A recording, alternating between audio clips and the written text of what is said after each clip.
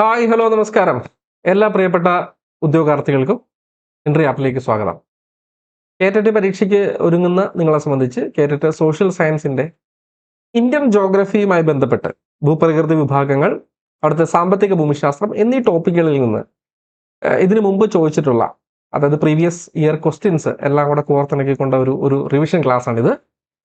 അപ്പോൾ കൂടുതൽ തവണ ആവർത്തിച്ച ചോദ്യങ്ങൾ, ഏറ്റവും കൂടുതൽ തവണ ആവർത്തിച്ച ചോദ്യങ്ങളാണ് നമ്മളിവിടെ ഉൾപ്പെടുത്തിയിരിക്കുന്നത്. ഓരോ ചോദ്യവുമായി ബന്ധപ്പെട്ടും ആ ചോദ്യത്തിന്റെ ചെറിയ തോതിലുള്ള ഒരു എക്സ്പ്ലനേഷനും ഞാൻ തരാൻ ശ്രമിക്കും. അപ്പം നിങ്ങൾക്ക് കൃത്യതയോടെ കാര്യങ്ങൾ മനസ്സിലാക്കാൻ സാധിക്കും. തുടങ്ങാം. ഇന്ത്യയിലൂടെ കടന്നു പോകുന്ന ഏറ്റവും പ്രധാനപ്പെട്ട രേഖാംശ രേഖ ഏത് എന്നുള്ളതാണ് ഒന്നാമത്തെ ചോദ്യം. 23.5 ഡിഗ്രി വടക്ക്, 82.5 ഡിഗ്രി പടിഞ്ഞാറ്, 23.5 ഡിഗ്രി തെക്ക്, 82.5 ഡിഗ്രി കിഴക്ക്. ഇതിൽ ചാടിക്കേറി 23.5 ഡിഗ്രി വടക്ക് എന്ന് കൊടുത്തവരുടെ തെറ്റിപ്പോയി. ഏതാണ് റൈറ്റ് ആൻസർ? 82.5 ഡിഗ്രി കിഴക്കാണ്. കാരണം ചോദ്യം ഇന്ത്യയിലൂടെ കടന്നു പോകുന്ന പ്രധാനപ്പെട്ട രേഖാംശ രേഖ എന്നതാണ്. നമുക്കറിയാം, ഇന്ത്യയിൽ നമ്മൾ അക്ഷാംശങ്ങളും രേഖാംശങ്ങളും പറയുമ്പോൾ ഇന്ത്യയുടെ പ്രധാനപ്പെട്ട അക്ഷാംശ രേഖയും പറയാറുണ്ട്. അത് 23.5 ഡിഗ്രി വടക്കാണ്. 23.5 ഡിഗ്രി വടക്ക്, അതിന്റെ പേരാണ് ഉത്തരായന രേഖ. അതുപോലെ തന്നെ ഇന്ത്യയിലൂടെ കടന്നു പോകുന്ന പ്രധാനപ്പെട്ട രേഖാംശ രേഖയുടെ പേരും പറയാറുണ്ട്. ഇതാണ് രേഖാംശ രേഖ. ഇന്ത്യയിലൂടെ കടന്നു പോകുന്ന പ്രധാനപ്പെട്ട രേഖാംശ രേഖ, ലോഞ്ചിറ്റ്യൂഡ് എന്ന് പറയും. അത് എത്രയാണ്? 82.5 ഡിഗ്രി കിഴക്കാണ്, ഈസ്റ്റ്. ഏകദേശം ഇന്ത്യയിലെ 5 സംസ്ഥാനങ്ങളിലൂടെ കടന്നു പോകുന്നു. 23.5 ഡിഗ്രി വടക്കോ? ഇത് ഉത്തരായന രേഖ. ഇന്ത്യയിലെ 8 സംസ്ഥാനങ്ങളിലൂടെ കടന്നു പോകുന്നു. ഇന്ത്യയുടെ സ്റ്റാൻഡേർഡ് ടൈം, അതായത് മാനക സമയം നിർണയിക്കുന്നത് 82.5 ഡിഗ്രി കിഴക്ക് രേഖാംശത്തിന്റെ അടിസ്ഥാനത്തിലാണ്. അതുകൊണ്ട് അതിനെ മാനക രേഖാംശം എന്നും വിളിക്കുന്നു. 82.5 ഡിഗ്രി കിഴക്ക് രേഖാംശത്തെ ഇന്ത്യയുടെ മാനക രേഖാംശം എന്നും വിളിക്കുന്നു. ഓക്കെ ആണോ? ക്ലിയർ ആണോ പറഞ്ഞ കാര്യങ്ങൾ? ഇനി അതുമായി ബന്ധപ്പെട്ട കുറച്ച് വിവരങ്ങൾ. ഇന്ത്യയിലൂടെ കടന്നു പോകുന്ന ഏറ്റവും പ്രധാനപ്പെട്ട രേഖാംശ രേഖയാണ് 82.5 ഡിഗ്രി കിഴക്ക്. അത് രണ്ട് രീതിയിൽ എഴുതാം. 82.5 ഡിഗ്രി എന്ന് എഴുതാം, അല്ലെങ്കിൽ 82 ഡിഗ്രി 30 മിനിറ്റ് എന്ന് എഴുതാം. കേട്ടോ, കിഴക്ക് എന്നുള്ളത് മറന്നു പോകരുത്. പടിഞ്ഞാറ് എന്നുള്ളത് തെറ്റാണ്, കിഴക്ക് എന്ന് തന്നെ പഠിക്കണം. ഇന്ത്യയുടെ മാനക രേഖാംശം എന്നറിയപ്പെടുന്നു. ഇനി ഉത്തരായന രേഖ കടന്നു പോകുന്ന 8 സംസ്ഥാനങ്ങളിൽ, ഉത്തരായന രേഖ ഇന്ത്യയിലെ 8 സംസ്ഥാനങ്ങളിലൂടെ കടന്നു പോകുന്നു. അടുത്ത പോയിന്റ്, ഉത്തരായന രേഖ ഇന്ത്യയിലെ 8 സംസ്ഥാനങ്ങളിലൂടെ കടന്നു പോകുന്നു. ഉത്തരായന രേഖ എന്ന് പറഞ്ഞാൽ 23.5 ഡിഗ്രി വടക്കാണ്. ഇനി മാനക രേഖാംശം എന്നറിയപ്പെടുന്ന 82.5 ഡിഗ്രി കിഴക്ക് 5 സംസ്ഥാനങ്ങളിലൂടെ കടന്നു പോകുമ്പോൾ ഉത്തരായന രേഖ 8 സംസ്ഥാനങ്ങളിലൂടെ കടന്നു പോകുന്നു. ഇതെപ്പോഴും ഉത്തരായന രേഖ കടന്നു പോകുന്ന സംസ്ഥാനം ഏത്, കടന്നു പോകാത്ത സംസ്ഥാനം ഏത് എന്ന വിധത്തിൽ ചോദിക്കാറുണ്ട്. കടന്നു പോകുന്ന സംസ്ഥാനങ്ങൾ ഗുജറാത്ത്, രാജസ്ഥാൻ, മധ്യപ്രദേശ്, ഛത്തീസ്ഗഡ്, ജാർഖണ്ഡ്, പശ്ചിമ ബംഗാൾ, ത്രിപുര, മിസോറാം. 8 സംസ്ഥാനങ്ങളിലൂടെയാണ് ഉത്തരായന രേഖ കടന്നു പോകുന്നത്. ഇംഗ്ലീഷിൽ ട്രോപ്പിക് ഓഫ് ക്യാൻസർ എന്നാണ് ഉത്തരായന രേഖ അറിയപ്പെടുന്നത്. ഇന്ത്യയിലെ 8 സംസ്ഥാനങ്ങളിലൂടെ ഉത്തരായന രേഖ കടന്നു പോകുന്നു. ഗുജറാത്ത്, രാജസ്ഥാൻ, മധ്യപ്രദേശ്, ഛത്തീസ്ഗഡ്, ജാർഖണ്ഡ്, പശ്ചിമ ബംഗാൾ, ത്രിപുര, മിസോറാം. ഓക്കെ അല്ലേ? അടുത്തത്, താഴെ തന്നിരിക്കുന്നവയിൽ ട്രാൻസ് ഹിമാലയത്തിൽ ഉൾപ്പെടാത്ത പർവ്വതനിര ഏത്? ഇന്ത്യയിലെ ഉത്തരപർവ്വത മേഖലയെ 3 പ്രധാന മേഖലകളായി, വിഭാഗങ്ങളായി തരംതിരിക്കുന്നതിൽ ഒന്നാണ് ട്രാൻസ് ഹിമാലയം. ട്രാൻസ് ഹിമാലയത്തിൽ 3 നിരകൾ ഉൾപ്പെടുന്നു: കാരക്കോറം, ലഡാക്ക്, സസ്കർ. രണ്ടാമത്തെ ഭാഗം ഹിമാലയം. ഹിമാലയത്തിൽ 3 പർവ്വതനിരകൾ ഉൾപ്പെടുന്നു: ഹിമാദ്രി, ഹിമാചൽ, ശിവാലിക്. ഇനി ഇതുകൂടാതെ മൂന്നാമത്തെ ഭാഗം വടക്ക് കിഴക്കൻ സംസ്ഥാനങ്ങൾ എന്നാണ് അവരെ വിളിക്കുന്നത്. അവർ ഇതേപോലെ 3 നിരകളല്ല, ഏകദേശം പത്കായിബും, നാഗ കുന്നുകൾ, മീസോ കുന്നുകൾ, ഖാസി ഗാരോ ചൈന്ത്യ എന്നിങ്ങനെ വ്യത്യസ്ത പലയിടത്തായി വ്യാപിച്ചു കിടക്കുന്ന കുന്നുകളാണ് പൂർവാചലിൽ വരുന്നത്. അപ്പൊ ആദ്യത്തെ ആള് ഇത് ട്രാൻസ് ഹിമാലയം, രണ്ടാമത്തത് ഹിമാലയം. ട്രാൻസ് ഹിമാലയത്തിൽ വരുന്ന 3 പേരാണ് കാരക്കോറം, ലഡാക്ക്, സസ്കർ. ആദ്യത്തെ ലെറ്റേഴ്സ് ഇടാം. ഹിമാലയത്തിൽ വരുന്നത് ഹിമാദ്രി, ഹിമാചൽ, ശിവാലിക്. ഇനി പറയാമോ, ട്രാൻസ് ഹിമാലയത്തിൽ ഉൾപ്പെടാത്ത നിര ഏതാണ്? കാരക്കോറവും ലഡാക്കും സസ്കറും ഉൾപ്പെടുന്നുണ്ട്. കാരക്കോറം ഉൾപ്പെടുന്നുണ്ട്, ലഡാക്ക് ഉൾപ്പെടുന്നുണ്ട്, സസ്കർ ഉൾപ്പെടുന്നുണ്ട്. അപ്പൊ ഇല്ലാത്ത ഏതാ? സിവാലിക്ക്. കാരണം അത് എവിടാ വരുന്നത്? ഹിമാലയത്തിന്റെ ഭാഗത്താണ് വരുന്നത്. ഉത്തരപർവ്വത മേഖലയിലെ ഹിമാലയത്തിന്റെ ഭാഗത്താണ് ആര് വരുന്നത്? സിവാലിക്. സോ ഉൾപ്പെടാത്തത് ഏത് എന്ന ചോദ്യത്തിന് ഉത്തരം സിവാലിക്ക്. കണ്ടോ, കൃത്യമായിട്ട് അതിലെ ആൻസറിലേക്ക് വന്നത് കണ്ടോ. ഇനി പൂർവാചലിന്റെ ഭാഗമായിട്ട് വരുന്ന കുന്നുകൾ ചോദിച്ചാലോ? നിങ്ങൾ ട്രാൻസ് ഹിമാലയവും പഠിച്ച സ്ഥിതിക്ക് പൂർവാചൽ കൂടി പഠിച്ചു. പൂർവാചലിന്റെ ഭാഗമായിട്ട് വരുന്ന കുന്നുകൾ ഏതൊക്കെയാണ്? 1 പത്കായി എന്നറിയപ്പെടുന്ന നിര. 2 നാഗ കുന്നുകൾ. 3 മീസോ കുന്നുകൾ. 4 ഖാസി ഗാരോ ജയന്തിയ. തെറ്റല്ലേ? അടുത്തത്, അത് കൃത്യമായിട്ട് ഇവിടെ മാപ്പിൽ കൊടുത്തേക്കുന്നതാണ് ഈ കാണിച്ചേക്കുന്നത്. ആദ്യത്തത് കാരക്കോറം, ഇതാണ് കാരക്കോറം. രണ്ടാമത്തത് ലഡാക്ക്. മൂന്നാമത്തത് സസ്കർ. കേട്ടോ, ഹിമാലയത്തിലെ കുന്നുകൾ വരുമ്പോൾ ഹിമാദ്രി, 2 ഹിമാചൽ, 3 ശിവാലിക് എന്നും പറയാറുണ്ട് കേട്ടോ. ഇനി ഇതാണ് വടക്കിഴക്ക് സംസ്ഥാനങ്ങളിൽ ഞാൻ പറഞ്ഞത്. പൂർവാചൽ, പത്കായ്ബും, നാഗ കുന്നുകൾ, മീസോ കുന്നുകൾ, പിന്നെ വരുന്നത് ഖാസി ഗാരോ ജയന്തിയ. അതിൽ ഈ ഖാസി കുന്നുകളിലാണ് ഇന്ത്യയിൽ ഏറ്റവും കൂടുതൽ മഴ ലഭിക്കുന്നത്. ഖാസി കുന്നുകൾക്ക് താഴ്വരയില്ല. മേഘാലയ സംസ്ഥാനം, ഇന്ത്യയിൽ ഏറ്റവും കൂടുതൽ മഴ ലഭിക്കുന്ന സംസ്ഥാനം മേഘാലയ എന്നറിയാമല്ലോ. സ്ഥലം മൗസിൻഡ്രം. രണ്ടാമത് മഴ ലഭിക്കുന്നത് ചിറാപുഞ്ചി. നേരത്തെ ചിറാപുഞ്ചി ആയിരുന്നു ഏറ്റവും കൂടുതൽ മഴ ലഭിച്ചുകൊണ്ടിരുന്നത്. ഇപ്പോൾ മൗസിൻഡ്രമാണ്. രണ്ടാമതാണ് ചിറാപുഞ്ചി. കേട്ടോ, അടുത്തത്, ഇന്ത്യയുടെ ഏറ്റവും വടക്കേറ്റം എന്നറിയപ്പെടുന്നത് ഏത്? ഇന്ത്യയുടെ ഏറ്റവും വടക്കേറ്റം എന്നറിയപ്പെടുന്നത് ഇന്ദിരാ കോള്, ഇന്ദിരാ പോയിന്റ്, സിയാച്ചിൻ ഹിമാനി, ശ്രീനഗർ. പറഞ്ഞു, ഇന്ത്യയിലെ ഏറ്റവും വടക്കേറ്റം എന്നറിയപ്പെടുന്ന ഏതാണ്? യെസ്, കിട്ടി. ഇന്ദിരാ കോളാണ് ഇന്ത്യയുടെ ഏറ്റവും വടക്കേറ്റം. ഇന്ദിരാ കോള് സ്ഥിതി ചെയ്യുന്നത് ലഡാക്ക് എന്ന കേന്ദ്രഭരണ പ്രദേശത്ത് സിയാച്ചിൻ ഹിമാനിയുടെ വടക്ക് ഭാഗത്താണ്. അപ്പൊ ഇന്ദിരാ പോയിന്റ് ഇന്ത്യയുടെ ഏറ്റവും തെക്കേറ്റം. ഇന്ദിരാ പോയിന്റ് സ്ഥിതി ചെയ്യുന്നത് എവിടെയാണ്? ആൻഡമാൻ നിക്കോബാർ ദ്വീപുകളിലെ ഗ്രേറ്റ് നിക്കോബാർ ദ്വീപിന്റെ തെക്കു ഭാഗത്താണ്. പുതിയ SRTക്കകത്ത് ഈ ഇന്ദിരാ പോയിന്റ് 2018 ശേഷം വെള്ളത്തിനടിയിലാണ് എന്നും പറയുന്നുണ്ട്. സിയാച്ചിൻ ഹിമാനിയുടെ പ്രത്യേകത, ഇന്ത്യയിലെ ഏറ്റവും വലിയ ഹിമാനി. പഠിക്കണേ, ഇന്ത്യയിലെ ഏറ്റവും വലിയ ഗ്ലേഷ്യർ എന്ന് സിയാച്ചിൻ ഹിമാനി അറിയപ്പെടുന്നു. സിയാച്ചിൻ ഹിമാനി എവിടെയാണ്? ലഡാക്കിലാണ്, അല്ലേ? സിയാച്ചിൻ ഹിമാനിയുടെ മറ്റു പ്രത്യേകത, ഇന്ത്യയുടെ 3ാം ധ്രുവം എന്നറിയപ്പെടുന്നു. ഇന്ത്യയിലെ ഏറ്റവും ഉയരത്തിലുള്ള യുദ്ധഭൂമി എന്നറിയപ്പെടുന്നു. ഇന്ത്യയിലെ ഏറ്റവും ഉയരത്തിലുള്ള ഹെലിപ്പാഡ് സ്ഥിതി ചെയ്യുന്നത് ഇവിടെ എന്നറിയപ്പെടുന്നു. ഇനി റോസാപ്പൂക്കൾ സുലഭം എന്നാണ് ഈ വാക്കിന്റെ അർത്ഥം. ശ്രീനഗർ അറിയാമല്ലോ, ജമ്മു കാശ്മീരിന്റെ നമ്മുടെ ക്യാപിറ്റലായിട്ട് വരുന്നതാണ് ഏത്? ശ്രീനഗർ. ക്ലിയർ? ശ്രീനഗർ ഉൾപ്പെടുന്നത് ഏത് താഴ്വരയിലാണെന്ന് ചോദിച്ചിട്ടുണ്ട്. അതെവിടെയാണ്? കാശ്മീർ താഴ്വരയിലാണ്. ശ്രീനഗർ വരുന്നത് ഏത് താഴ്വരയിലാണ് എന്ന് ചോദിച്ചാൽ കാശ്മീർ താഴ്വര. കേട്ടോ, ശ്രീനഗർ വരുന്നത് ഏത് താഴ്വരയിലാണെന്ന് ചോദിച്ചാൽ കാശ്മീർ താഴ്വര. ഓക്കെ ആണോ? ഇത്തരം കാര്യങ്ങൾ ഓക്കെ അല്ലേ? ഇനി അടുത്ത ചോദ്യം, ഇന്ത്യയിൽ സ്ഥിതി ചെയ്യുന്ന ഏറ്റവും ഉയരം കൂടിയ കൊടുമുടി ഏത്? 4 option: mount K2, mount Everest, Kanchenjunga, Diamer. ഏതാണ് റൈറ്റ് ആൻസർ? മൗണ്ട് K2 ആണ്. ഗോഡ്വിൻ ഓസ്റ്റിൻ എന്ന് ഈ കൊടുമുടി അറിയപ്പെടുന്നു. മൗണ്ട് K2 സ്ഥിതി ചെയ്യുന്നത് പാക് അധിനിവേശ കാശ്മീരിൽ ആയതുകൊണ്ട്, അല്ലെങ്കിൽ ആയതിനാലും, അല്ലെങ്കിൽ പാക് അധിനിവേശ കാശ്മീരിലാണെങ്കിലും ഇന്ത്യയിലെ ഏറ്റവും ഉയരം കൂടിയ കൊടുമുടി എന്നതിനെ വിളിക്കുന്നു. പാകിസ്ഥാൻ കൺട്രോൾ ചെയ്യുന്ന, അല്ലെങ്കിൽ അധിനിവേശം നടത്തി പിടിച്ചടക്കി ഭരിക്കുന്ന ഒരു പ്രദേശത്തെ കൊടുമുടി എങ്ങനെയാണ് ഇന്ത്യയിലെ ഏറ്റവും ഉയരം കൂടിയ കൊടുമുടിയാവുന്നത്? ഈ പ്രദേശം ഇന്ത്യക്ക് അവകാശപ്പെട്ട സ്ഥലമാണ്. ഇന്ത്യ ക്ലെയിം ചെയ്യുന്ന സ്ഥലമാണ്. നമ്മുടേതാണ് എന്ന് നമ്മൾ ക്ലെയിം ചെയ്യുന്ന സ്ഥലമാണ്. ലീഗാലിറ്റി, നിയമവശം പരിശോധിച്ചാലും അത് ഇന്ത്യക്ക് അവകാശപ്പെട്ട സ്ഥലമാണ്. അത് അനധികൃതമായി അവർക്ക് അവകാശമില്ലാതെ തന്നെ അവർ കൈവശം വെച്ചിരിക്കുക. അതുകൊണ്ടാണ് ഇന്ത്യയിലെ ഏറ്റവും ഉയരം കൂടി കൊടുമുടി എന്ന് ഇതിനെ വിളിക്കുന്നത്.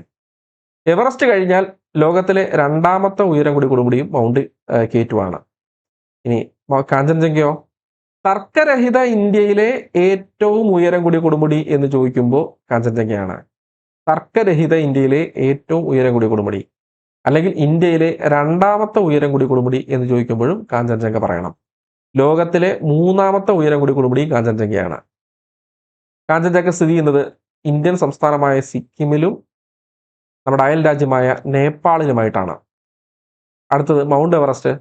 ഇന്ത്യയിലെ അല്ല, നേപ്പാളിലാണ് മൗണ്ട് എവറസ്റ്റ്. ടിബറ്റിന്റെ ബോർഡറിൽ വരുന്നുണ്ട്.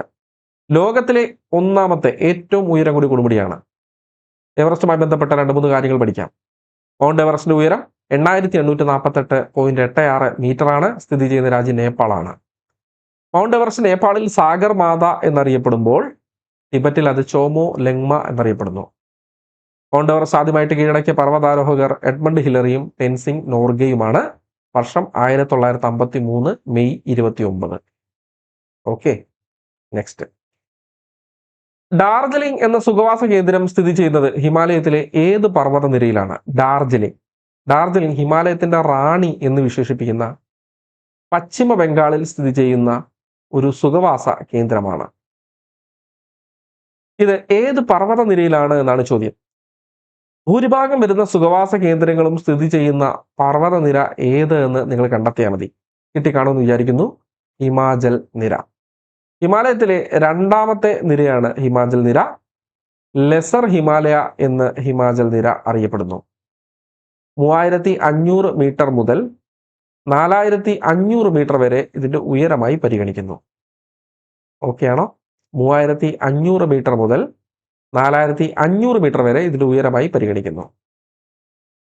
നെക്സ്റ്റ്, ഉത്തരാഖണ്ഡിനെയും ടിബറ്റിനെയും തമ്മിൽ ബന്ധിപ്പിക്കുന്ന ചുരം ഏത്? 4 പ്രധാന ചുരങ്ങൾ കൊടുത്തിട്ടുണ്ട് ഇന്ത്യയിലെ. ലിപ്പുലേക്ക്, ഷിപ്കില, സോജില, നാഥുല. 4 ഓപ്ഷനിൽ നിന്ന് ഉത്തരത്തിലേക്ക് എത്തിക്കേ. ഉത്തരാഖണ്ഡിനെയും ടിബറ്റിനെയും തമ്മിൽ ബന്ധിപ്പിക്കുന്ന ചുരത്തിന്റെ ആൻസർ ലിപ്പുലേക്കാണ്. ലിപ്പുലേക്ക്. അപ്പൊ ഷിപ്കില ചുരമോ? ഷിപ്കില ചുരം ഹിമാചൽ പ്രദേശിനെ ടിബറ്റുമായി ബന്ധിപ്പിക്കുന്ന ചുരമാണ്. സോജില ചുരമോ? സോജില ചുരം ശ്രീനഗറിനെ കാർഗിലുമായി ബന്ധിപ്പിക്കുന്ന ചുരമാണ്. നാഥുല ചുരമോ? നാദില ജലപ്പലയൊക്കെ എവിടെയാണ്? സിക്കിമിനെ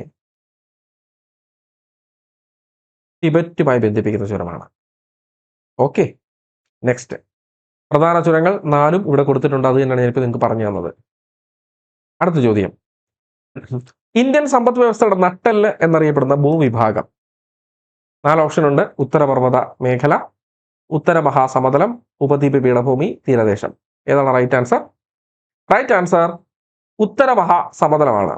ഇന്ത്യൻ സമ്പദ് വ്യവസ്ഥയുടെ നട്ടെല്ല് എന്നറിയപ്പെടുന്നത് ഉത്തര മഹാസമതലമാണ്.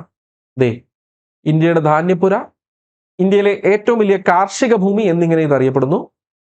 ഉത്തര മഹാസമതലം നിർമ്മിച്ചത് ഹിമാലയ നദികളാണ്. ഹിമാലയത്തിന്റെ നദികളുടെ എക്കൽ നിക്ഷേപമാണ് ഉത്തര മഹാസമതലത്തിന്റെ രൂപീകരണത്തിന് കാരണം. അവിടെ കാണപ്പെടുന്ന പുതിയ എക്കലിനെ ഖാദർ എന്ന് വിളിക്കുന്നു. ഇനി ഈ മേഖലയിൽ കാണപ്പെടുന്ന ഏറ്റവും ഫലഭൂഷ്ടമായ മേഖലയും ഈ പുതിയ എക്കൽ കാണപ്പെടുന്ന ഖാദറാണ്. ഉത്തര മഹാസമതലത്തിൽ കാണപ്പെടുന്ന പഴയ എക്കലിനെ ഭംഗർ എന്ന് വിളിക്കുന്നു. ഭംഗർ. ഉത്തര മഹാസമതലത്തിൽ കാണപ്പെടുന്ന പഴയ എക്കലിനെ നമ്മൾ വിളിക്കുന്ന പേരാണ് ഭംഗർ. അതേപോലെ അടുത്ത ചോദ്യത്തിലേക്ക് പോകുന്നു. കുങ്കുമപ്പൂവ് കൃഷിക്ക് അനുയോജ്യമായ കരേവ എന്ന മണ്ണിനം ഏത് മേഖലയിൽ കാണപ്പെടുന്നു? കാശ്മീർ താഴ്വര, ആസാം സമതലം, ഗംഗാ സമതലം, ഇവയൊന്നുമല്ല. കുങ്കുമപ്പൂവ് കൃഷിക്ക് അനുയോജ്യമായ കരേവ മണ്ണിനം ഏത് മേഖലയിൽ കാണപ്പെടുന്നു? ആൻസർ കാശ്മീർ താഴ്വര, കാശ്മീർ വാലി. ഞാൻ കുറച്ചു മുമ്പ് നിങ്ങളോട് പറഞ്ഞായിരുന്നു, കാശ്മീർ വാലി ഹിമാലയത്തിലെ ഒരു പ്രസിദ്ധമായ താഴ്വരയാണ്. സഞ്ചാരികളുടെ പറുദീസ എന്ന് കാശ്മീർ താഴ്വര അറിയപ്പെടുന്നു. കാശ്മീർ താഴ്വരയിലൂടെ ഒഴുകുന്ന നദി ചോദിച്ചാൽ അത് സിന്ധു നദിയുടെ പോഷക നദിയായിട്ടുള്ള ജലം നദിയാണ്. കാശ്മീർ താഴ്വരയിൽ സ്ഥിതി ചെയ്യുന്ന പ്രസിദ്ധമായ പട്ടണമാണ് ശ്രീനഗർ. കാശ്മീർ താഴ്വരയിൽ കാണപ്പെടുന്ന പ്രസിദ്ധമായ തടാകങ്ങളാണ് വൂളാർ, ദാൽ എന്നിവ. അതിനകത്ത് വൂളാർ ഇന്ത്യയിലെ ഏറ്റവും വലിയ ശുദ്ധജല തടാകവുമാണ്. ഇത്രയും കാര്യങ്ങൾ ഇവിടുന്ന് ഓർത്താൽ നല്ലത്. ആസാം സമതലം ബ്രഹ്മപുത്ര നദിയുടെ നിക്ഷേപ പ്രവൃത്തി വഴി ഉണ്ടായ സമതലമാണ് ആസാം സമതലം. ഗംഗയും യമുനയും ചേർന്ന് നിക്ഷേപിച്ച് രൂപപ്പെട്ട സമതലമാണ് ഗംഗാ സമതലം. നെക്സ്റ്റ്, ഇന്ത്യയിലെ ഏറ്റവും ഉയരത്തിൽ സ്ഥിതി ചെയ്യുന്ന പീഠഭൂമി ഏത്? ലഡാക്ക്, കാശ്മീർ, ടിബറ്റൻ, ഡെക്കാൻ. ഇന്ത്യയിലെ ഏറ്റവും ഉയരത്തിൽ സ്ഥിതി ചെയ്യുന്ന പീഠഭൂമി ഏത് എന്ന ചോദ്യത്തിന്റെ ഉത്തരം ലഡാക്ക് പീഠഭൂമിയാണ്. ലഡാക്ക്. അപ്പൊ ഇന്ത്യയിലെ ഏറ്റവും വലിയ പീഠഭൂമി ചോദിക്കും. ഇന്ത്യയിലെ പീഠഭൂമികളിൽ വലിപ്പം കൂടിയ പീഠഭൂമി ഡെക്കാൻ പീഠഭൂമിയാണ് കേട്ടോ. ഡെക്കാൻ പീഠഭൂമിയാണ്. അപ്പൊ ഇന്ത്യയിലെ 3 പ്രസിദ്ധമായ പീഠഭൂമികളൊന്ന് പരിചയപ്പെടാമോ? ആദ്യത്തേത് ഡെക്കാൻ പീഠഭൂമി. ത്രികോണ ആകൃതിയിൽ കാണപ്പെടുന്ന, ഞാൻ ആദ്യം മാർക്ക് ചെയ്യുന്ന ഈ പീഠഭൂമിയാണ് ഡെക്കാൻ പീഠഭൂമി. ഇന്ത്യയിലെ ഏറ്റവും വലിയ പീഠഭൂമി എന്ന് ഇത് അറിയപ്പെടുന്നു. ത്രികോണ ആകൃതിയാണ്. ലോകത്തിലെ ഏറ്റവും വലിയ ലാവാ പീഠഭൂമി എന്നും ഇത് അറിയപ്പെടുന്നു. ലാവാ ശിലകൾ കൊണ്ട് നിർമ്മിതമായ പീഠഭൂമി. കറുത്ത മണ്ണിനാൽ സമ്പുഷ്ടമായ പീഠഭൂമി. ഇനി രണ്ടാമത്തത് മാൾവ പീഠഭൂമി. ഇത്രയും ഭാഗം മാൾവ പീഠഭൂമി. അവസാനമായിട്ട് ചോട്ടാ നാഗ്പൂർ പീഠഭൂമി. ഏറ്റവും കിഴക്ക് ഭാഗത്ത് ഇവിടം ചോട്ടാ നാഗ്പൂർ പീഠഭൂമി. ഇനി ഇതിനിടയ്ക്ക് വേറെ കുഞ്ഞു കുഞ്ഞു പീഠഭൂമികൾ ബുന്ദേൽഖണ്ഡ്, ബാഗേൽഖണ്ഡ് എന്നൊക്കെ പേരിലുണ്ട്. നമുക്ക് വേണ്ടത് ചോട്ടാ നാഗ്പൂർ പീഠഭൂമി, മാൾവ പീഠഭൂമി, ഡെക്കാൻ പീഠഭൂമി. ഡെക്കാൻ പീഠഭൂമിയാണ് ഏറ്റവും വലുത്. ചോട്ടാ നാഗ്പൂർ പീഠഭൂമി ഇന്ത്യയുടെ ധാതു നിക്ഷേപ കലവറ എന്നറിയപ്പെടുന്നു കേട്ടോ, അല്ലെങ്കിൽ ധാതു ഹൃദയഭൂമി എന്നൊക്കെ അറിയപ്പെടുന്നു. ആരെയാ വിളിക്കുന്നത്? ചോട്ടാ നാഗ്പൂർ പീഠഭൂമിനെ കേട്ടോ. നെക്സ്റ്റ് ക്വസ്റ്റ്യൻ, ലക്ഷദ്വീപിലെ ഏറ്റവും വലിയ ദ്വീപ് ഏത്? നല്ലൊരു ചോദ്യമാണ്. ലക്ഷദ്വീപിലെ ഏറ്റവും വലിയ ദ്വീപ് ഏത്? കവരത്തി, ആന്ത്രോത്ത്, മിനിക്കോയ്, കൽപ്പേനി. അറബിക്കടലിൽ സ്ഥിതി ചെയ്യുന്ന കേരളത്തിന്റെ സമീപത്തുള്ള ഒരു ദ്വീപാണ് ലക്ഷദ്വീപ്. കോറൽ ഐലൻഡ്, പവിഴ ദ്വീപ് എന്നൊക്കെ അതിനെ വിളിക്കുന്നുണ്ടല്ലോ. ഏതാണ് റൈറ്റ് ആൻസർ? ആന്ത്രോത്താണ്. ലക്ഷദ്വീപിലെ ഏറ്റവും വലിയ ദ്വീപ് എന്ന് ചോദിക്കുമ്പോൾ ആന്ത്രോത്താണ്. അപ്പൊ ചോദ്യം വരാം, ലക്ഷദ്വീപിലെ ഏറ്റവും ചെറിയ ദ്വീപ് ഏത്? അങ്ങനെ ചോദിക്കുകയാണെങ്കിൽ ഉത്തരം ബിത്രയാണ് കേട്ടോ, ബിത്ര. അപ്പൊ ചോദ്യം വരാം, ലക്ഷദ്വീപിന്റെ തലസ്ഥാനം ഏതാണ്? അങ്ങനെ ചോദിച്ചാൽ ആൻസർ കവരത്തി. അപ്പൊ വീണ്ടും ചോദ്യം വരാം, ലക്ഷദ്വീപിന്റെ ഏറ്റവും തെക്കുള്ള ദ്വീപ്? അങ്ങനെ ചോദിച്ചാൽ ആൻസർ മിനിക്കോയ്. ലക്ഷദ്വീപിലെ ഏറ്റവും ജനസംഖ്യയുള്ള ദ്വീപ് എന്ന് ചോദിച്ചാലും തലസ്ഥാനമായ കവരത്തി പറയണം. ലക്ഷദ്വീപിലെ ആകെ ദ്വീപുകളുടെ എണ്ണം ചോദിച്ചാൽ പുസ്തകത്തിൽ 11 എങ്കിലും നിലവിൽ 10 ദ്വീപുകളാണ് ജനസംഖ്യയുള്ളത്. ലക്ഷദ്വീപിന്റെ ഒഫീഷ്യൽ വെബ്സൈറ്റിൽ ഉൾപ്പെടെ 10 ദ്വീപുകളിലാണ് ജനസംഖ്യയുള്ളത്. ആകെ ദ്വീപുകളിൽ ജനസംഖ്യയുള്ളത്. ആകെ ദ്വീപുകളുടെ എണ്ണം ചോദിച്ചാൽ 36. ടോട്ടൽ ആകെ ദ്വീപുകളുടെ എണ്ണം ചോദിച്ചാൽ 36ഉം ജനസംഖ്യയുള്ള ദ്വീപുകളുടെ എണ്ണം ചോദിച്ചാൽ, ജനവാസം കേട്ടോ, ജനവാസമുള്ള ദ്വീപുകളുടെ എണ്ണം ചോദിച്ചാൽ 10ഉം. പുസ്തകത്തിൽ 11 എങ്കിലും 10 ദ്വീപുകളിലെ ജനവാസമുള്ളൂ കേട്ടോ. ബാക്കിയൊക്കെ ഞാൻ പറഞ്ഞു. ഇനി ഇന്ത്യയിലെ ഏക സജീവ അഗ്നിപർവ്വത ദ്വീപ് ഏത്? ബാരൻ, നർക്കോണ്ടം, സെന്റിനൽ ഇവയൊന്നുമല്ല. ഏതാണ് ഇന്ത്യയിലെ ഏക സജീവ അഗ്നിപർവ്വത ദ്വീപ്? നല്ലൊരു ചോദ്യമാണ്. ഇന്ത്യയിലെ ഏക സജീവ അഗ്നിപർവ്വത ദ്വീപ് എന്നറിയപ്പെടുന്നത് ബാരൻ ആണ്. ബാരൻ സ്ഥിതി ചെയ്യുന്നത് ആൻഡമാൻ ആൻഡ് നിക്കോബാർ ദ്വീപ സമൂഹത്തിലാണ്. ഇന്ത്യയിലെ ഏക സജീവ അഗ്നിപർവ്വത ദ്വീപ്, സജീവം, ആക്റ്റീവ് വോൾക്കാനോ. ഇന്ത്യയിലെ ഏക നിർജീവ അഗ്നിപർവ്വത ദ്വീപാണ് നർക്കോണ്ടം. ഇന്ത്യയിലെ ഏക നിർജീവ അഗ്നിപർവ്വത ദ്വീപാണ് ഏത്? നർക്കോണ്ടം. ക്ലിയർ അല്ലേ? നെക്സ്റ്റ്, ബ്രഹ്മപുത്ര ബംഗ്ലാദേശിൽ അറിയപ്പെടുന്ന പേര്? ജമുന, പത്മ, സാങ്പോ, ലെങ്ചൻ. ഏതാണ് റൈറ്റ് ആൻസർ? ബ്രഹ്മപുത്ര ബംഗ്ലാദേശിൽ അറിയപ്പെടുന്ന പേര് ജമുന എന്നാണ്. ബ്രഹ്മപുത്ര ടിബറ്റിൽ അറിയപ്പെടുന്ന പേര് അപ്പൊ പറയാം, ചോദിക്കാമോ? ബ്രഹ്മപുത്ര ടിബറ്റിൽ അറിയപ്പെടുന്ന പേര് ചോദിക്കാം. ബ്രഹ്മപുത്ര ടിബറ്റിൽ അറിയപ്പെടുന്ന പേര് സാങ്പോ. ഇവിടെ കൊടുത്തിട്ടുണ്ട്, സാങ്പോ. ബ്രഹ്മപുത്ര ബംഗ്ലാദേശിൽ വെച്ച് ഗംഗയുമായി കൂടിച്ചേരുമ്പോൾ പുതിയ പേര് മേഘന. ഇനി ബ്രഹ്മപുത്ര ഉത്ഭവിക്കുന്ന രാജ്യം ചോദിക്കാം, ടിബറ്റ്. ബ്രഹ്മപുത്ര ഉത്ഭവിക്കുന്ന ഏത് ഹിമാനിയിൽ നിന്നാന്ന് ചോദിക്കാം, ചെമയുങ്തുങ്. ചെമയുങ്തുങ്. ഇത്രയും കാര്യങ്ങൾ കിട്ടിയില്ലേ? പത്മ എന്നറിയപ്പെടുന്ന ആരാണ്? ബംഗ്ലാദേശിൽ ഗംഗാ നദി അറിയപ്പെടുന്ന പേരാണ് പത്മ കേട്ടോ. ബംഗ്ലാദേശിൽ ഗംഗ അറിയപ്പെടുന്ന പേരാണ് പത്മ. ഗംഗ ഉത്ഭവിക്കുന്ന സ്ഥലം ഉത്തരാഖണ്ഡാണ്. സംസ്ഥാനം ഉത്തരാഖണ്ഡാണ്. ഗംഗാ നദി ഉത്ഭവിക്കുന്ന പ്രദേശം ഗംഗോത്രി ഹിമാനിയിലെ ഗായ്മുഖ് എന്ന ഭാഗമാണ്. ക്ലിയർ? ലെങ്ചൻ ഗംബാബ് എന്ന് പറഞ്ഞാൽ അത് സത്ലജ് നദിയാണ്. ലെങ്ചൻ എന്നറിയപ്പെടുന്നത് സത്ലജ് നദിയാണ്. എവിടെ? ടിബറ്റിൽ അറിയപ്പെടുന്ന പേരാണ് സത്ലജിന്റെ. നെക്സ്റ്റ്, ഭഗീരഥി, അളകനന്ദ എന്നീ നദികൾ കൂടി ചേർന്ന് ഗംഗയായി മാറുന്നത് എവിടെ വെച്ചാണ്? ഹരിദ്വാർ, ദേവപ്രയാഗ്, ഋഷികേശ്, കർണപ്രയാഗ്. എവിടെയാണ് ഭഗീരഥി, അളകനന്ദ നദികൾ കൂടി ചേർന്ന് ഗംഗയായി മാറുന്നത്? യെസ്, കിട്ടിയോ? ആൻസർ ഓപ്ഷൻ ബി, ദേവപ്രയാഗ് ആണ്. ഇവിടെയാണ് ഭഗീരഥി, അളകനന്ദ എന്നീ നദികൾ കൂടിച്ചേരുന്നത്. അങ്ങനെ കൂടിച്ചേരുമ്പോൾ നദി പുതിയൊരു നദിയായി മാറും, ഗംഗ. അപ്പൊ ഗംഗാ നദിക്ക് ഗംഗ എന്ന പേര് ലഭിച്ചത് ദേവപ്രയാഗ് തൊട്ടാണ്. ഇവിടെ ആരൊക്കെ കൂടിച്ചേർന്നു? ഭഗീരഥയും അളകനന്ദയും കൂടിച്ചേർന്നു. ഈ ഭഗീരഥി നദിയിലാണ് ഇന്ത്യയിലെ ഏറ്റവും ഉയരത്തിലുള്ള ഡാം സ്ഥിതി ചെയ്യുന്നത്, ടെഹ്രി ഡാം. ഇന്ത്യയിലെ ഏറ്റവും ഉയരത്തിൽ സ്ഥിതി ചെയ്യുന്ന അണക്കെട്ടാണ് ടെഹ്രി അണക്കെട്ട്. ഏകദേശം 260.5 മീറ്റർ ഉയരത്തിലുള്ള അണക്കെട്ടാണ് ടെഹ്രി അണക്കെട്ട്. ഇന്ത്യയിലെ ഏറ്റവും ഉയരത്തിൽ സ്ഥിതി ചെയ്യുന്ന അണക്കെട്ട് എന്നറിയപ്പെടുന്നു. നെക്സ്റ്റ്, അടുത്ത ചോദ്യം. പശ്ചിമഘട്ടത്തിലെ ബ്രഹ്മഗിരി കുന്നുകളിൽ ഉത്ഭവിക്കുന്ന നദി ഏത്? ബ്രഹ്മഗിരി കുന്നുകളിൽ നിന്നും ഉത്ഭവിക്കുന്ന നദി ഏത്? പശ്ചിമഘട്ടത്തിലെ വിവിധ ഭാഗങ്ങളിൽ നിന്നാണ് ഗോദാവരിയും കൃഷ്ണയും കാവേരിയും ഒക്കെ ഉത്ഭവിക്കുന്നത്. അതിൽ ബ്രഹ്മഗിരി എന്ന് സ്പെസിഫിക്കലി ചോദിക്കുമ്പോൾ ഉത്തരം ഏതാണ്? കാവേരിയാണ്. അപ്പൊ ഗോദാവരി ഉത്ഭവിക്കുന്ന എവിടുന്നാണ്? കാവേരി പറഞ്ഞു. ഗോദാവരി ഉത്ഭവിക്കുന്ന എവിടുന്നാണ്? ഗോദാവരി ഉത്ഭവിക്കുന്ന നാസിക്, മഹാരാഷ്ട്രയിലെ നാസിക്. അവിടെ ത്രയംബകേശ്വർ കുന്നുകൾ. കൃഷ്ണ ഉത്ഭവിക്കുന്നതോ? മഹാബലേശ്വർ, മഹാരാഷ്ട്ര തന്നെയാണ് കേട്ടോ. അവിടെ നിന്നാണ് കൃഷ്ണാനദി ഉത്ഭവിക്കുന്നത്. ക്ലിയർ അല്ലേ? അപ്പോൾ ഗോദാവരി, കൃഷ്ണ, കാവേരി പ്രധാനപ്പെട്ട നദികളാണ്. 3 കിഴക്കോട്ട് ഒഴുകുന്ന നദികളാണ്. പശ്ചിമഘട്ടത്തിൽ നിന്ന് ഉത്ഭവിച്ച് പടിഞ്ഞാറോട്ട് ഒഴുകുന്ന നദിയാണ് ശരാവതി. ശരാവതി നദിയിലാണ് പ്രസിദ്ധമായിട്ടുള്ള ജോഗ് വെള്ളച്ചാട്ടം സ്ഥിതി ചെയ്യുന്നത്. ഏത് വെള്ളച്ചാട്ടം? ജോഗ് വെള്ളച്ചാട്ടം. അപ്പൊ കാവേരിയുമായി ബന്ധപ്പെട്ട് കുറച്ച് പ്രധാനപ്പെട്ട കാര്യങ്ങൾ. കാവേരി ഏകദേശം 800 കിലോമീറ്റർ നീളത്തിൽ ഒഴുകുന്ന നദിയാണ്. ബംഗാൾ ഉൾക്കടലിൽ പതിക്കുന്നു. കർണാടക, തമിഴ്നാട് എന്നീ സംസ്ഥാനങ്ങളിലൂടെയാണ് കാവേരി ഒഴുകുന്നത്. കാവേരി നേരത്തെ ദക്ഷിണ ഗംഗ എന്നറിയപ്പെട്ടിരുന്നു. ഇപ്പൊ ദക്ഷിണ ഗംഗ എന്ന് പുതിയ പുസ്തകത്തിൽ ദക്ഷിണ ഗംഗ എന്ന് വിളിക്കുന്നത് ഗോദാവരിയാണ് കേട്ടോ, ഗോദാവരിയാണ്. നേരത്തെ ദക്ഷിണ ഗംഗ എന്ന് വിളിച്ചിരുന്ന കാവേരിയാണ്, ഇപ്പൊ ദക്ഷിണ ഗംഗ എന്ന് വിളിക്കുന്ന ഗോദാവരിയാണ്. അപ്പൊ അതൊന്ന് ശ്രദ്ധിച്ചോണം. ശിവസമുദ്രം വെള്ളച്ചാട്ടം സ്ഥിതി ചെയ്യുന്നത് കാവേരി നദിയിലാണ്. ഇന്ത്യയിലെ ആദ്യത്തെ ജലവൈദ്യുത പദ്ധതി 1902 ശിവസമുദ്രം പദ്ധതി ഇന്ത്യയിൽ സ്റ്റാർട്ട് ചെയ്യുന്നു. അത് ഈ കാവേരി നദിയിലാണ്. ഇന്ത്യയിലെ ആദ്യത്തെ അണക്കെട്ട് ഗ്രാൻഡ് ഡാം എന്നറിയപ്പെടുന്നത് അത് കാവേരി നദിയിലാണ് കേട്ടോ. അപ്പൊ ഇപ്പൊ സെൻസസ് 2027 സെൻസസ് വരാൻ പോകുന്നു. അപ്പൊ അതിനു മുമ്പ് നടന്ന സെൻസസുമായി ബന്ധപ്പെട്ട ചില വിവരങ്ങളൊന്ന് പഠിച്ചോണം. പഴയ സെൻസസ് പ്രകാരം ഇന്ത്യയിലെ ആകെ ജനസംഖ്യ 121.06 കോടി. ജനസാന്ദ്രത 382 ബാർ ചതുരശ്ര കിലോമീറ്റർ. ഏറ്റവും കൂടുതൽ ജനസംഖ്യയുള്ള സംസ്ഥാനം ഉത്തർപ്രദേശ് 199 ദശലക്ഷം. ഇനി ഏറ്റവും കുറവ് ജനസംഖ്യയുള്ളത് സിക്കിം 6.07 ദശലക്ഷം. ഇനി ദശാബ്ദ ജനസംഖ്യ വളർച്ചാ നിരക്ക് 17.7%. സ്ത്രീ പുരുഷ അനുപാതം 943 കേട്ടോ.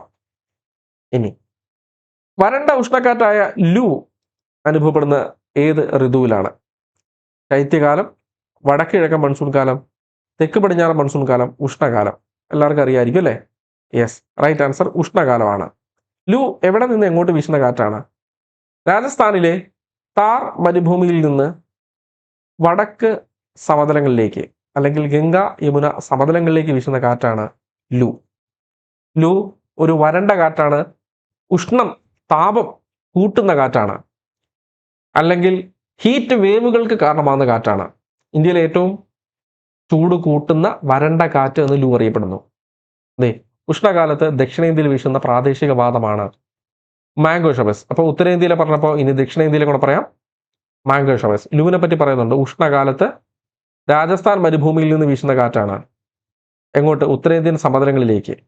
വേനലിന്റെ തീഷ്ണത വർദ്ധിക്കുന്ന കാറ്റാണ് ലൂ. ഇനി ഉഷ്ണകാലത്ത് ദക്ഷിണേന്ത്യയിൽ വീശുന്ന പ്രാദേശിക വാദമാണ് മാംഗോ ഷവേഴ്സ്. ഈ കാറ്റ് മാങ്ങ പഴുക്കുന്നതിനും പൊഴിയുന്നതിനും കാരണമാകുന്നതുകൊണ്ടാണ് ഇവരെ മാംഗോ ഷവേഴ്സ് എന്ന് വിളിക്കുന്നത്. അപ്പോൾ ലൂവിന്റെ കൂടെ മാംഗോ ഷവേഴ്സ് കൂടി പഠിച്ചുകൊള്ളുക. നെക്സ്റ്റ്, പശ്ചിമഘട്ടം കടന്നു പോകുന്ന സംസ്ഥാനങ്ങൾ താഴെ തന്നിരിക്കുന്നു, ശരിയായവ കണ്ടെത്തുക. ആന്ധ്രാപ്രദേശ്, ഗോവ, കർണാടക. എന്തായാലും ആന്ധ്രയിൽ ഇല്ലെന്നറിയാമല്ലോ പശ്ചിമഘട്ടം. പിന്നെ ഏതൊക്കെ വരും? യെസ്, 2, 3 ഗോവയും കർണാടകയും. പശ്ചിമഘട്ടം ഏകദേശം 6 സംസ്ഥാനങ്ങളിലൂടെ കടന്നു പോകുന്നു. ഓർഡറിൽ പറഞ്ഞാൽ ഏറ്റവും വടക്ക് എന്ന് പറഞ്ഞാൽ ഗുജറാത്ത്, മഹാരാഷ്ട്ര, ഗോവ, കർണാടക, കേരളം, തമിഴ്നാട്.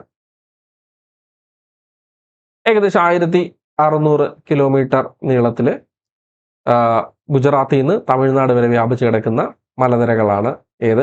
പശ്ചിമഘട്ടം. അപ്പോൾ ഇതിനകത്ത് ആന്ധ്ര വരുന്നില്ല കേട്ടോ, ഓർക്ക് ആന്ധ്ര വരുന്നില്ല. ആന്ധ്രയൊക്കെ പൂർവ്വഘട്ടം സ്ഥിതി ചെയ്യുന്ന സംസ്ഥാനങ്ങളാണ്.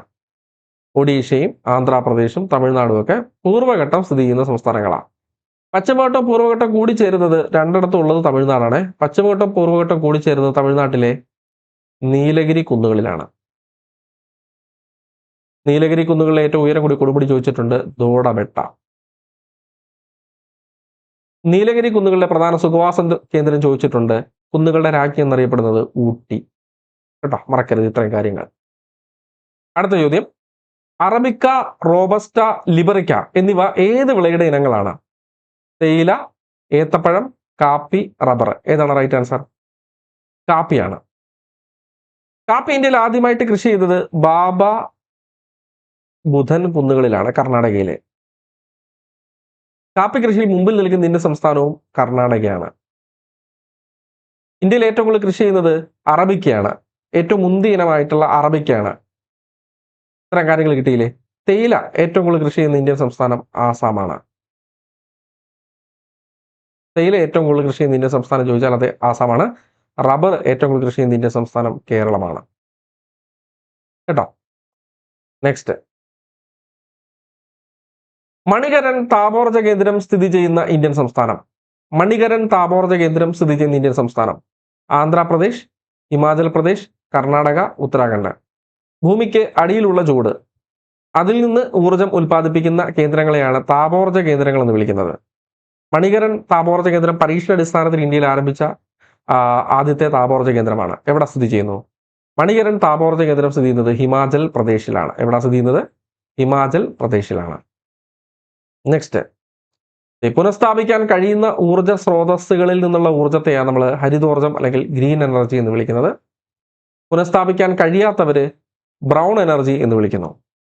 പുനഃസ്ഥാപിക്കാൻ സാധിക്കുന്നത് സൗരോർജവും ജലശക്തിയും ബയോഗ്യാസും കാറ്റിൽ നിന്നുള്ള ഊർജവും ഒക്കെയാണ്. പുനഃസ്ഥാപിക്കാൻ പറ്റാത്തത് കൽക്കരി, പെട്രോളിയം, പ്രകൃതിവാതകം എന്നിവയാണ്. നെക്സ്റ്റ്, ഇന്ത്യയിലെ ഏറ്റവും വലിയ താപവൈദ്യുത നിലയമേത്?